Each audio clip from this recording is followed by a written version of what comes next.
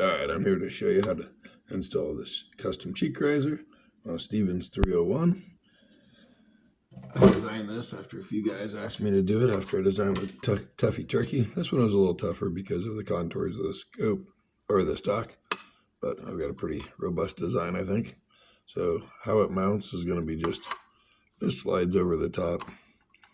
I've got the profile matched to be about 1 3/4 inches from the back of your stock, not including your recoil pad, and to mount right like that.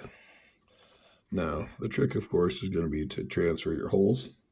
I've got them held with binding screws from one side to the other, so it's a secure fit, steel to steel, and not worrying about fixing to the plastic or screwing into the plastic. So you don't have to worry about stripping threads.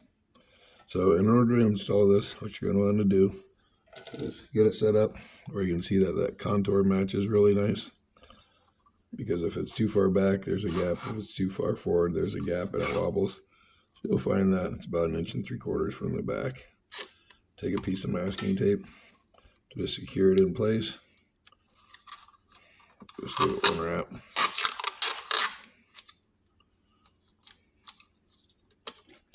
Now, when you buy it, I'll send in a little drill template. Now this drill template snaps over and just helps make sure you're square and pointing holes from one side to the other. Now take note that one side is bigger than the other. That's because one side of the binding screw is bigger than the other. So in this case, it's the left-hand side that's bigger. You'll just snap that over, get that all the way pushed into both holes, and you'll be able to see that there's no gap. It's designed to be very close fit. It should be pushing all the way into those holes. And now what you can do is take a drill bit, take an 1/8 inch drill bit, and drill perpendicular straight across. That acts as your pilot hole. So go from each side, and then after you get your pilot hole, you got the location there, install it over here. Fits just the same, do the same thing there.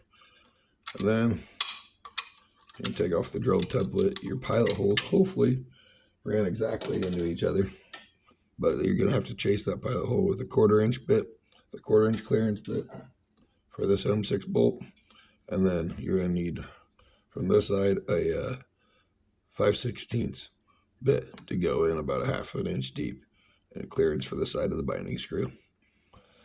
So after you drill all out, you can add the bolts. It'll be fastened tight. The reason I'm not doing it to this gun is I borrowed it from my uncle to get the dimensions. So I'll actually ask him to mount it if he wants to mount it, or I'll help him mount it here in a few days. But it's also got a cool feature. I was able to design in an extra spot to hold your slugs. So here in Ohio, during deer season, it's a 3 slug rule. So you can have 1 in the chamber, put 2 in the in the cheek riser. And I'm just finishing up the design on the 410s. That one will be able to hold 3 in the stock. So thanks for watching. Let me know if you got any questions.